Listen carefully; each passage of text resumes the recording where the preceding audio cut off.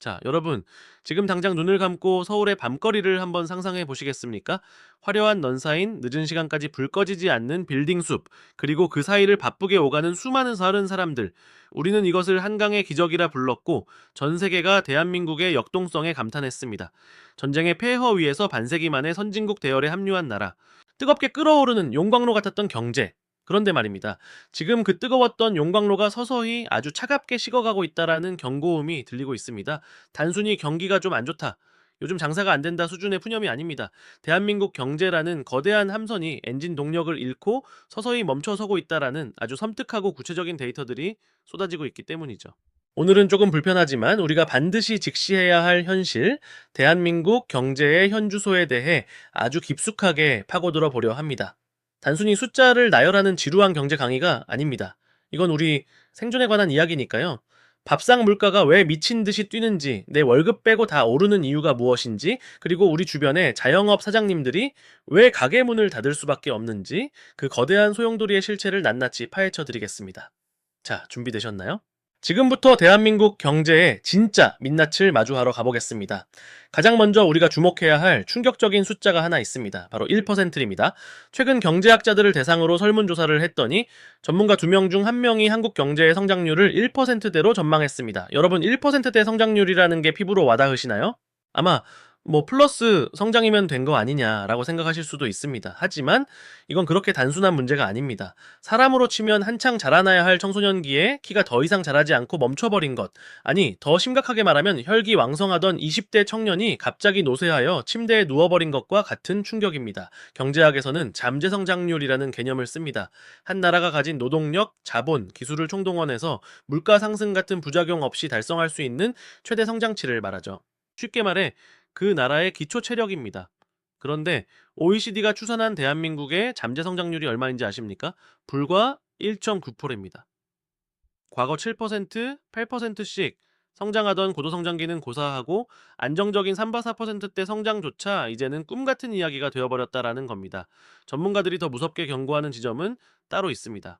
우리가 겪고 있는 지금의 이 경기 침체가 단순히 비가 오고 바람이 부는 일시적인 날씨 변화가 아니라는 겁니다. 이건 기후 변화입니다. 무슨 뜻일까요? 날씨가 나쁜 건 며칠 지나면 다시 해가 뜹니다. 사이클이 있다라는 거죠. 자, 하지만 기후가 변한다라는 건 이제 대한민국이라는 땅 자체가 예전처럼 작물이 잘 자라는 비옥한 토양이 아니게 되었다라는 뜻입니다. 아열대 기후가 빙하기로 변하듯 경제의 근본적인 환경 자체가 저성장 구조로 완전히 굳어버리고 있다라는 이른바 저성장 고착화의 공포가 우리 눈앞에 닥친 겁니다. 그렇다면 도대체 왜 어쩌다 우리는 이렇게 빨리 늙어버린 걸까요? 그 원인을 파고 들어가 보면 우리의 뼈아픈 약점이 드러납니다. 바로 내수 부진입니다. 여러분, 미국 경제 뉴스를 보면은 소비가 살아야 경제가 산다는 말을 많이 듣죠. 실제로 미국은 전체 GDP에서 내수 소비가 차지하는 비중이 70%에 달합니다. 굳이 물건을 외국에 팔지 않아도 자기네끼리 만들고 소비하는 것만으로도 경제가 굴러가는 거대한 내수 시장을 가지고 있죠. 하지만 대한민국은 다릅니다. 우리나라는 GDP 대비 내수 비중이 50%도 차이되지 않습니다. OECD 국가들 중에서도 네덜란드 같은 일부 국가를 제외하면 가장 낮은 수준이죠. 이게 무엇을 의미할까요? 우리는 태생적으로 밖에서 돈을 벌어와야 먹고 살 수 있는 수출 주도형 국가라는 겁니다. 그런데 지금 전 세계 경제 상황이 어떻습니까? 반도체 겨울이다 뭐다 해서 수출길이 꽉 막혔습니다. 한국은행의 분석을 보면 정말 기가 막힙니다. 올해 경제 성장률 전망치에서 IT 부문, 그러니까 반도체 같은 주력 수출 품목을 걷어내고 나면 성장률이 1.4% 수준으로 곤두박질 친다고 합니다. 우리 경제를 떠받치던 거대한 두 기둥 중 하나인 수출이 흔들리는데 나머지 한 기둥인 내수마저 부실하니 집이 무너질 수밖에 없는 구조인 겁니다. 특히 2000년대 초반 내수 비중이 정점을 찍은 이후로 우리는 계속해서 내리막길을 걷고 있습니다. 사람들이 지갑을 닫고 있다는 얘기죠. 왜 닫을까요? 돈이 없으니까요.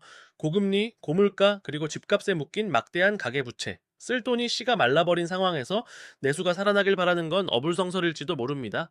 이 거시적인 경제 지표가 우리 삶에 구체적으로 어떤 타격을 입히는지 현미경을 대고 들여다보면 가슴 아픈 현실이 적나라하게 드러납니다. 바로 자영업의 붕괴입니다. 대한민국을 흔히 자영업 공화국이라고 하죠. 은퇴하면 치킨집 차리는 게 국룰이라는 말이 있을 정도로 자영업 비중이 비정상적으로 높은 나라입니다. 그런데 최근 통계를 보면 자영업자 수가 5년 만에 가장 큰 폭으로 줄어들었습니다. 경쟁자가 줄었으니 남은 사람들은 좋은 거 아니냐라고 반문하실 수도 있겠죠. 아닙니다. 이건 생존자가 남은 게 아니라 버티다 못한 사람들이 떠밀려 나간 흔적입니다.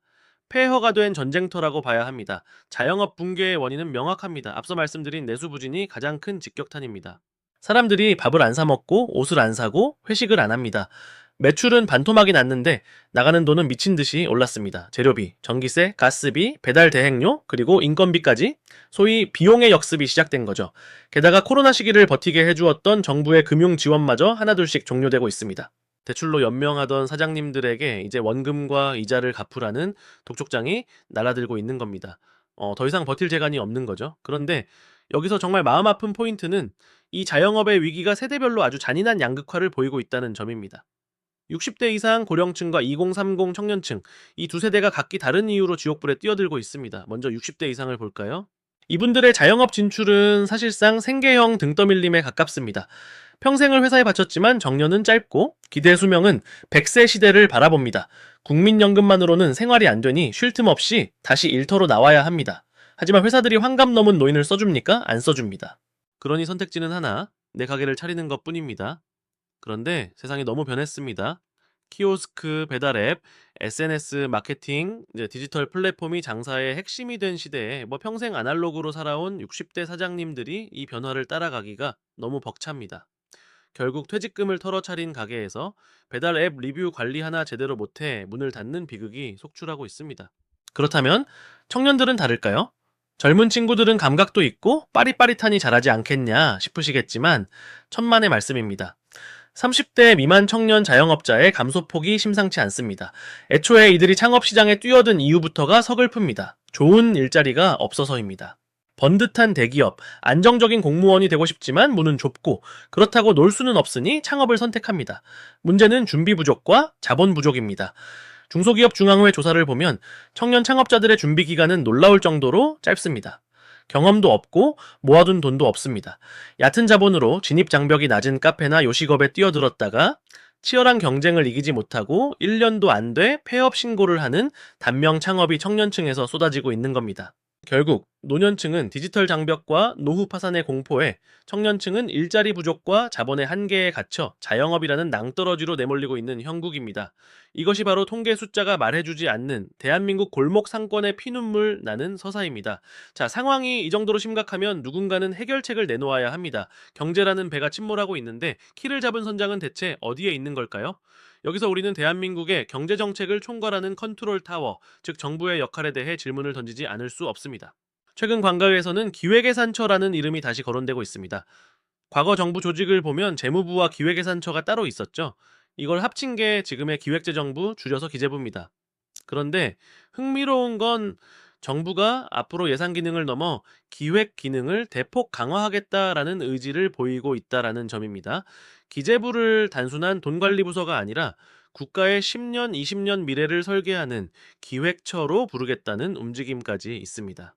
마치 과학기술정보통신부를 과기정통부라 부르며 기술과 정보를 아우르듯 이름에서부터 정체성을 바꾸려는 시도죠. 왜 이런 변화를 시도할까요? 앞서 말씀드린 기후변화 때문입니다. 단순한 경기 부양책이나 추경 편성 같은 당위 처방으로는 지금의 저성장 고착화를 막을 수 없다라는 걸 정부도 아는 겁니다. 반도체를 이을 다음 먹거리는 무엇인지, 저출산 고령화로 쪼그라드는 인구 구조에서 어떻게 생산성을 유지할지, 이런 거대한 블루프린트, 즉 청사진을 그릴 조직이 절실하게 필요해진 겁니다. 하지만 문제는 현실입니다.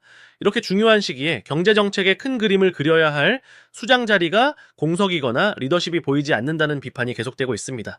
장관급 인사의 공백이 길어진다는 건 단순히 결제 도장 찍을 사람이 없다는 뜻이 아닙니다. 불안해하는 시장에 우리는 이런 계획이 있다, 나를 믿고 따라와라 라는 시그널을 줄 주체가 없다는 뜻입니다. 선장이 없는 배에 투자할 승객은 없습니다. 기업들은 투자를 미루고 가게는 지갑을 더 닫게 되죠. 자, 불확실성이야말로 경제를 죽이는 가장 강력한 독극물인데 지금 대한민국 경제정책은 그 불확실성의 안개 속에 갇혀있는 꼴입니다. 여러분, 이야기가 여기까지 오니 좀 답답하고 암울하시죠? 1%대 성장, 자영업 붕괴, 청년과 노인의 비명, 그리고 컨트롤 타워의 부재, 정말 우리는 이대로 서서히 가라앉는 타이타닉을 타고 있는 걸까요? 하지만 저는 오늘 이 이야기를 절망으로 끝내고 싶지 않습니다. 위기는 곧 우리가 그동안 외면해왔던 약점들을 수술할 수 있는 마지막 기회이기도 하기 때문입니다. 우리는 이미 IMF 외환위기라는 국가 부도 사태도 금 모으기로 극복해냈고, 금융위기도 그 어느 나라보다 빠르게 탈출했던 저력이 있는 민족입니다. 지금 우리에게 필요한 건 다시 좋아지겠지라는 막연한 낙관론이 아니라 이제 예전의 방식으로는 절대 돌아갈 수 없다는 처절한 인정입니다. 수출 대기업 하나가 나라 전체를 먹여 살리던 낙수 효과의 시대는 끝났습니다. 은퇴하면 치킨집 차려서 노후를 보내던 자영업의 시대도 저물고 있습니다. 이제는 완전히 판을 새로 짜야 합니다. 내수를 살리기 위해선 국민들의 가처분 소득을 늘려줄 과감한 임금 구조 개혁이 필요하고, 자영업 과포화 문제를 해결하기 위해선 청년과 노년층을 흡수할 수 있는 양질의 사회 서비스 일자리를 만들어내야 합니다. 그리고 무엇보다 정부는 단기적인 표심 잡기용 예산 뿌리기에서 벗어나 욕을 먹더라도 10년 뒤를 내다보는 고통스러운 구조 개혁의 청사진을 국민 앞에 내놓아야 합니다. 지금 대한민국 경제는 중환자실에 누워 있습니다. 하지만 아직 심장은 뛰고 있습니다. 이 심박수가 멈추기 전에 우리는 대수술을 시작해야 합니다. 오늘 제가 들려드린 이 불편한 진실들이 여러분이 세상을, 그리고 우리 경제를 바라보는 시각을 조금이라도 더 날카롭게 만들었기를 바랍니다. 경제는 숫자가 아니라 결국 우리 삶 그 자체니까요. 오늘의 생각자본은 여기까지입니다. 여러분은 지금의 한국 경제 과연 다시 일어설 수 있다고 보시나요? 아니면 이대로 저성장의 늪에 빠지게 될까요? 댓글로 여러분의 뜨거운 생각과 의견, 혹은 주변에서 체감하는 경제 상황을 가감없이 들려주세요. 여러분의 댓글 하나하나가 또 다른 지식이 되어 우리를 깨우칠 것입니다. 내용이 유익하셨다면 구독과 좋아요 부탁드립니다. 다음 시간에도 더 날카롭고 흥미로운 이야기로 찾아오겠습니다. 감사합니다.